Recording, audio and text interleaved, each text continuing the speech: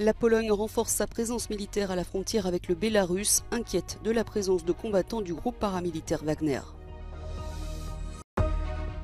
En Espagne, le tourisme de masse remis en cause par le changement climatique. Le pays est actuellement frappé par une vague de chaleur extrême.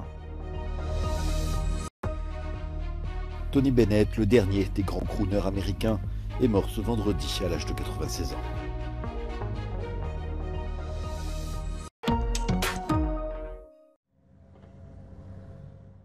Ce sont ces chars polonais qui ont déclenché la colère du Kremlin. Varsovie veut renforcer la protection de sa frontière avec le Bélarus depuis que les combattants du groupe paramilitaire russe Wagner ont été contraints de s'y installer et comptent s'entraîner avec les forces spéciales du Bélarus.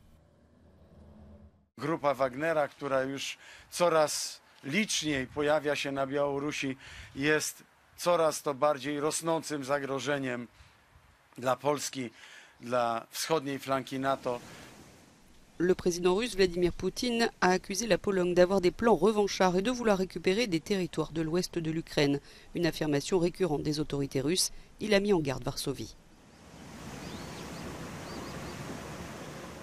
Но что касается Белоруссии, то это часть союзного государства. И развязывание агрессии против Беларуси будет означать агрессию против Российской Федерации.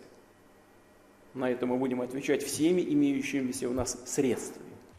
La Pologne affirme qu'au moins 1 millier de mercenaires du groupe Wagner campent à environ 80 km de la capitale du Bélarus, Minsk, et que les infiltrations russes en Pologne se sont multipliées ces dernières semaines.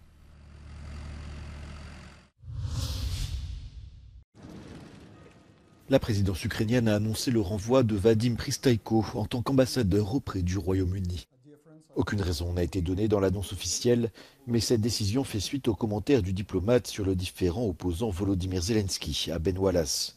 L'ambassadeur s'était montré critique récemment envers le président ukrainien, regrettant ses sarcasmes visant le ministre britannique de la Défense lorsque ce dernier avait réclamé plus de gratitude pour l'aide militaire apportée par les alliés de Kiev. Le 12 juillet, en marge du sommet de l'OTAN, Ben Wallace avait en effet comparé les demandes de l'Ukraine à une liste de courses. « Nous ne sommes pas Amazon », avait-il déclaré. Diplomate de carrière, Vadim Pristaiko était l'ambassadeur d'Ukraine au Royaume-Uni depuis juillet 2020. Il avait auparavant été ministre des Affaires étrangères de 2019 à 2020. Le Royaume-Uni est l'un des soutiens les plus solides de Kiev et l'un de ses principaux donneurs d'armes depuis le début du conflit avec la Russie. La tension monte d'un cran en mer Noire. Ce vendredi, la Russie a fait savoir que son armée avait mené des exercices militaires au nord-ouest de cette zone maritime. Selon le ministère russe de la Défense, plusieurs navires ont tiré des missiles de croisière sur un bateau cible dans la zone d'entraînement au combat. Dans la nuit de mercredi à jeudi, Moscou a également ciblé plusieurs infrastructures portuaires ukrainiennes à Odessa et Mykolaïv. Selon les autorités locales, près de 60 000 tonnes de céréales ont été détruites, au moins 3 personnes sont mortes et plus de 20 autres ont été blessées. Après s'être retiré de l'accord sur les céréales, la Russie considère désormais les bateaux se rendant vers l'Ukraine comme de potentiels navires militaires et les pays dont ils battent le pavillon comme partie prenante au conflit.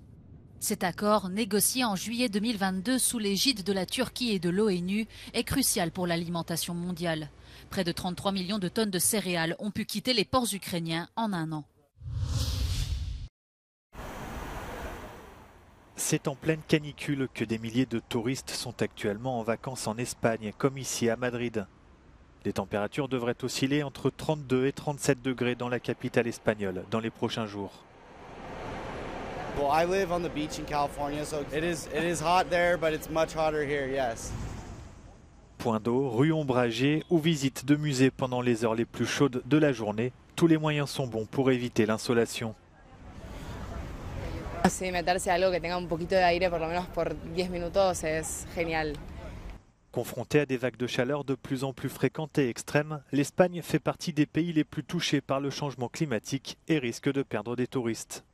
Los turistas eligen tradicionalmente los destinos mediterráneos por el sol y las buenas temperaturas, pero según el último índice de percepción climática, los visitantes de Francia, España y Grecia han mostrado su insatisfacción por un calor que supera todas sus expectativas. Selon la Commission européenne du tourisme, le nombre de voyageurs prévoyant de se rendre dans la région méditerranéenne de juin à novembre a diminué de 10% par rapport à l'année dernière. La gente está esperando a saber hasta el último momento no ya dónde va a llover, sino pues esas temperaturas extremas dónde van a llegar para poder adaptarse. Nouvelle destination estivale choisie par les touristes pour éviter la chaleur, le Royaume-Uni, le Danemark ou encore la République tchèque. Pues estamos viendo cómo la gente llega y te dice, en muchos casos, bueno, que además de disfrutar del destino, llega a dormir, porque quieren encontrar un sitio con ese fresco de las noches del norte, ¿no? L'Espagne tente désormais de protéger l'une de ses principales sources de revenus. Ese es un cambio en las alternativas que ofrece el establecimiento en cuanto a la organización de actividades en horarios en los que los clientes pues, no están sometidos a las temperaturas extremas.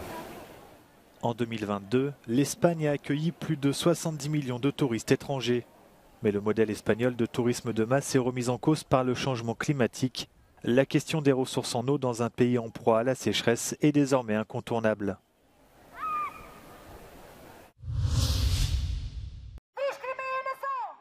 Des dizaines de vols EasyJet ont été annulés au Portugal suite à une nouvelle grève du personnel de cabine de la compagnie low cost.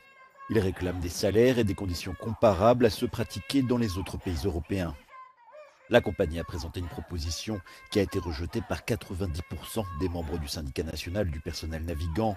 La grève devrait durer 5 jours. Il s'agit de la 3e qui touche la compagnie au Portugal, un pays dans lequel EasyJet s'est considérablement développé ces dernières années.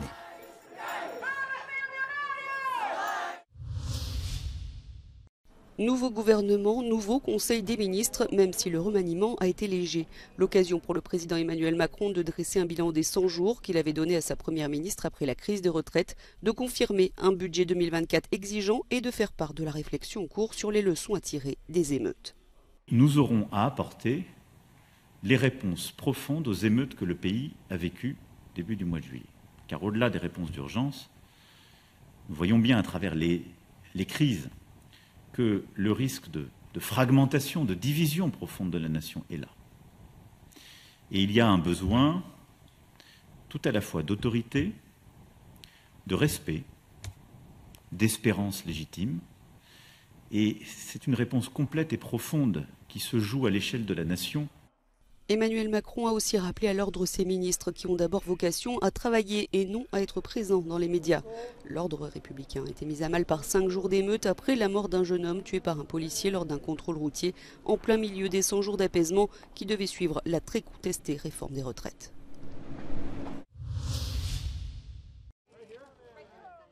Tony Bennett, le dernier des grands crooners américains, est mort ce vendredi à l'âge de 96 ans. Costume toujours impeccable, élégance naturelle, il incarnait la chanson de l'après-guerre. Frank Sinatra, son ami durant des années, disait de lui qu'il est le meilleur dans le métier. Tony Bennett connaîtra une traversée du désert durant les années 70 et 80. Il avait fait un retour en grâce dans les années 2010, puis s'était distingué par ses duos avec Lady Gaga.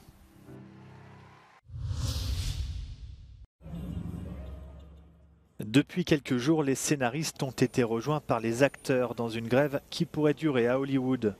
Les grévistes réunis à Los Angeles, New York ou encore Philadelphie demandent notamment une meilleure rémunération de leurs droits d'auteur par les plateformes de streaming type Netflix, Prime Video et Disney+, qui ont bouleversé le modèle économique de l'industrie. Ils s'inquiètent également de l'utilisation de l'intelligence artificielle. Conséquence de cette grève, de nombreuses productions américaines sont actuellement à l'arrêt.